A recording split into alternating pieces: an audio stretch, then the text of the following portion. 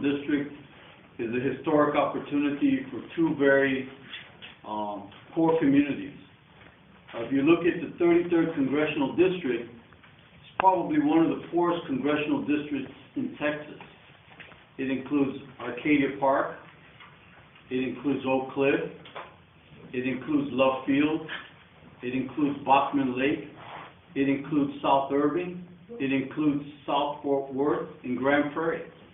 You have children who are not graduating from high school. You have children who are not going to college. You have a very large number of young people unemployed.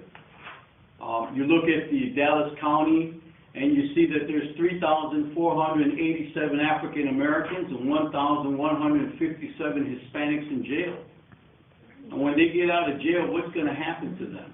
What future do they have?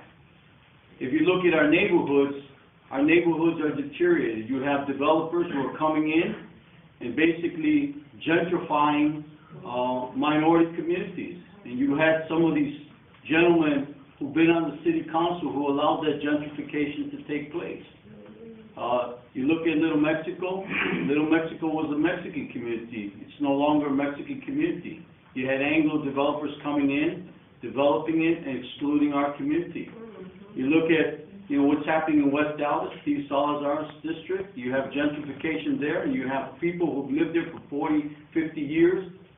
Their community's been decimated. You look at South Dallas, you're going to have gentrification there.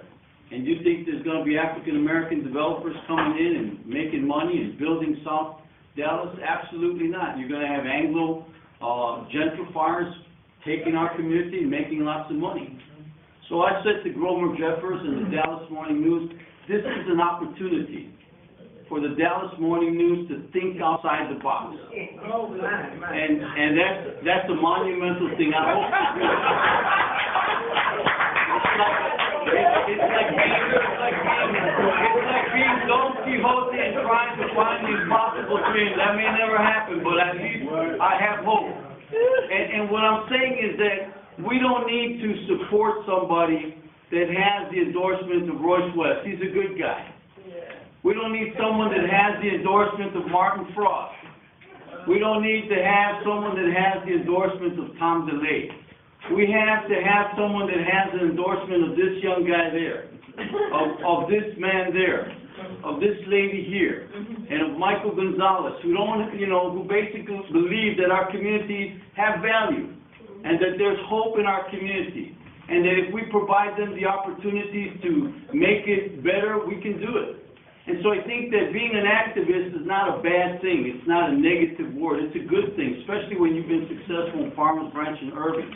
So I want to win this election, but I'm not going to win it with $300,000 or PAC money or anything else. I'm going to win it because I hope that all of you will come out after today and say, Mr. Quintanilla, we want to walk a precinct for you. And let's change the 33rd Congressional District so it isn't black or Latino, but that it is one congressional district that will have hope and that our children will say, you know what, there's a future for us.